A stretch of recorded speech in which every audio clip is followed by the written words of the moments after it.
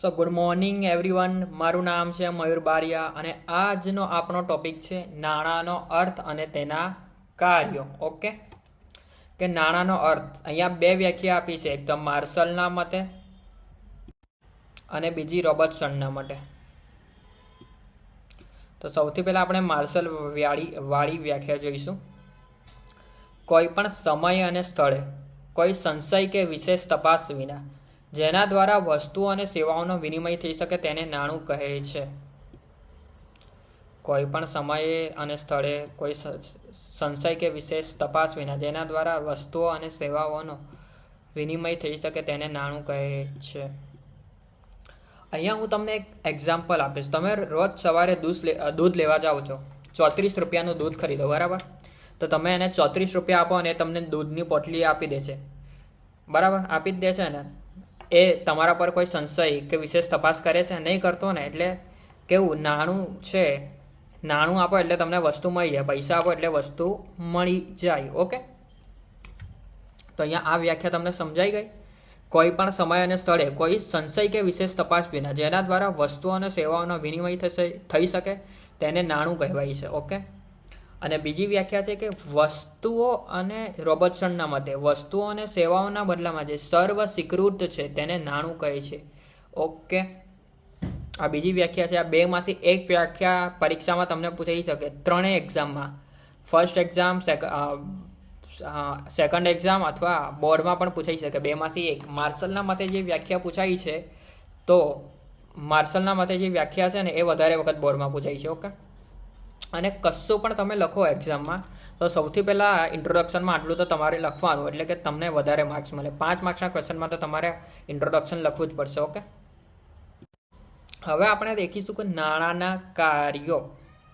સૌથી પહેલું કાર્ય છે કે વિનિમયના માધ્યમનું કાર્ય. ઓકે, નાણાંનું સૌથી અગત્યનું કાર્ય વિનિમયના માધ્યમ તરીકેનું છે. ઓકે, વિનિમયના માધ્યમ તરીકેનું છે. નાણું આપણા આર્થિક વ્યવહારોને સરળ બનાવે છે. આર્થિક વ્યવહારોને સરળ બનાવે છે એટલે કે તમે પૈસા આપો એટલે તમને વસ્તુ મળી જાય. એટલે કે કહી શકાય ને, નાણું આપણા આર્થિક વ્યવહારોને સરળ બનાવે છે. અને સૌથી પહેલાં તો આ એક્ઝામમાં તમારે લખવાનું કે નાણું સૌથી અગત્યનું કાર્ય છે. વસ્તુ વિનિમય પ્રથામાં જરૂરિયાતોનો પરસ્પર મેળ બેસાડવાની જે તકલીફ પડતી હતી તેનો ઉકેલ લાવે છે નાણું. ખેડૂત ઘઉં આપીને નાણાં મેળવે છે અને પછી નાણાં આપીને ચોખા, કાપડ, ઘી વગેરે મેળવે છે. ઓકે, વ્યક્તિ નાણાંનો ખર્ચ કરીને વર્તમાનમાં વસ્તુઓ અને સેવાઓ મેળવે છે, તો બચત કરીને ભવિષ્યમાં વસ્તુઓ અને સેવાઓ મેળવે છે. મૂળભૂત રીતે જરૂરિયાતો સંતોષવા માટે ઉપયોગી વસ્તુઓ અને સેવાઓ ખરીદવા નાણાંનો માધ્યમ તરીકે ઉપયોગ થાય છે. અત્યારે નાણું છે, એક વખત પૈસા કમાવો તો તમે એને પછી સંગ્રહ પણ કરી શકો છો, બચત પણ કરી શકો છો. જ્યારે વસ્તુ વિનિમય પ્રથામાં આવું નહોતું. વસ્તુ વિનિમય પ્રથામાં વસ્તુ બગડી જવાનો દર રહેતો હતો. ઓકે, અને બીજું હવે નાણાંનું કાર્ય છે કે મૂલ્યના સંગ્રાહક તરીકે. નાણાંનું બીજું અગત્યનું કાર્ય છે મૂલ્યના સંગ્રાહક તરીકે. મેં જે અંડરલાઈન કરું છું એ જ એક્ઝામમાં તમારે લખવાનું છે. અનાજ. ઓકે,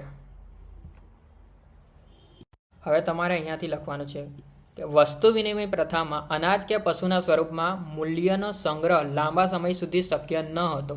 નાણું આ બાબતમાં વધુ સફળ પુરવાર થયું છે. ઓકે, આટલી બધી આગળનું લાઈન નહીં લખવાની જરૂર. સૌથી પહેલાં તો આટલું લખવાનું છે, અંડરલાઈન કર્યું છે એ જ લખવાનું છે. અહીંયા આગળ અનાજ પહેલાં વસ્તુ વિનિમય પ્રથામાં એવું લખવાનું. વસ્તુ વિનિમય પ્રથામાં અનાજ કે પશુના સ્વરૂપમાં મૂલ્યનો સંગ્રહ લાંબા સમય સુધી શક્ય ન હતો. નાણું આ બાબતમાં વધુ સફળ પુરવાર થયું છે. નાણાંના સ્વરૂપમાં મૂલ્યનો સંગ્રહ સરળ છે. નાણાંના સ્વરૂપમાં મૂલ્યનો સંગ્રહ સરળ છે. અનાજ વેચી નાણું મેળવી નાણાંના સ્વરૂપમાં મૂલ્યનો સંગ્રહ થાય અને પછી જ્યારે જરૂર હોય ત્યારે તેના દ્વારા વસ્તુ કે સેવાની ખરીદી પણ થઈ શકે છે. ઓકે, જ્યારે ખેડૂત અનાજ વેચે છે એના બદલામાં એને નાણાં મળે છે અને નાણાં આપીને વસ્તુ, ચપ્પલ કે કોઈ પણ વસ્તુ ખરીદી શકે છે. ઓકે, નાણું મૂલ્યના સંગ્રાહક તરીકે નાણું સફળ હોવાથી વિલંબિત ચૂકવણીનું ધોરણ પણ બન્યું છે. વિલંબિત ચૂકવણી એટલે કે તમે પૈસા પછીથી આપો તો ચાલે, એવી રીતના. વિલંબિત પછી આપો છો ને, ઉધારમાં ખરીદો, એને વિલંબિત ચૂકવણી કહેવાય છે. વિલંબિત ચૂકવણી એટલે કે ઉધાર. ઓકે, આટલું લખવાનું છે અહીંયા. વિલંબિત ચૂકવણી એટલે ઉધાર. ઓકે, હવે ઓકે. હવે ત્રીજું નાણાંનું અગત્યનું કાર્ય છે મૂલ્યના માપદંડ તરીકેનું કાર્ય. નાણું મૂલ્યના માપદંડ તરીકે અગત્યનું કાર્ય બજાવે છે. ત્રણેય કાર્યમાં એક લાઈન તો લખવાની છે કે અગત્યનું કાર્ય છે. વસ્તુ વિનિમય પ્રથામાં દરેક વસ્તુનું વિનિમય મૂલ્ય યાદ રાખવું પડતું. 1 મણ ઘઉં બરાબર કેટલા મણ ચોખા, કેટલા મીટર કાપડ, કેટલા કિલો ઘી, કેટલા જોડ ચપ્પલ વગેરે. આખો પેરેગ્રાફ લખવાનો છે તમારે અહીંયા. નાણું આ કાર્યને સરળ બનાવે છે. ઓકે. નાણાંના કારણે કિંમતોનું તંત્ર કામ કરે છે. નાણાંના કારણે કિંમતોનું તંત્ર કામ કરે છે. દાખલા તરીકે 1 કિલો ઘી બરાબર 1000 રૂપિયા, એવી રીતના. અને દરેક વસ્તુને સેવાની કિંમત નક્કી થાય છે. વસ્તુ અને સેવાની કિંમત નક્કી થાય છે. આ તો મોસ્ટ ઇમ્પોર્ટન્ટ છે, લખવાનું જ છે.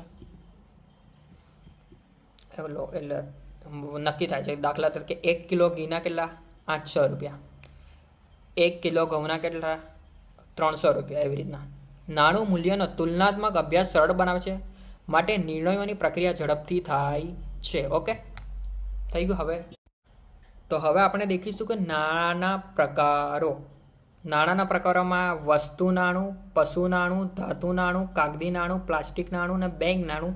આ મોસ્ટ ટાઈમ પે ક્વેશ્ચન છે, તમને 2 માર્ક્સમાં પૂછાઈ શકે. તો પ્રકારો પૂછે તો તમારે આ 6 પ્રકારો લખી દેવાના એકદમ પોઈન્ટ વાઇઝ. કયું છે બધા બોલો? વસ્તુ નાણું, પશુ નાણું, ધાતુ નાણું, કાગદી નાણું, પ્લાસ્ટિક નાણું, બેંક નાણું. ઓકે. વસ્તુ નાણું એટલે કે વસ્તુ કે સેવાના બદલામાં વસ્તુ મેળવો. પછી બીજું છે પશુ નાણું. ત્રીજું છે ધાતુ નાણું, પાષાણ યુગમાં ધાતુના કોઈનનો યુઝ થતો. પછી કાગદી નાણું. પ્લાસ્ટિક નાણું એટલે debit card, ATM card. Bank નાણું એટલે e money. Okay, UPI. Okay, થઈ ગયું.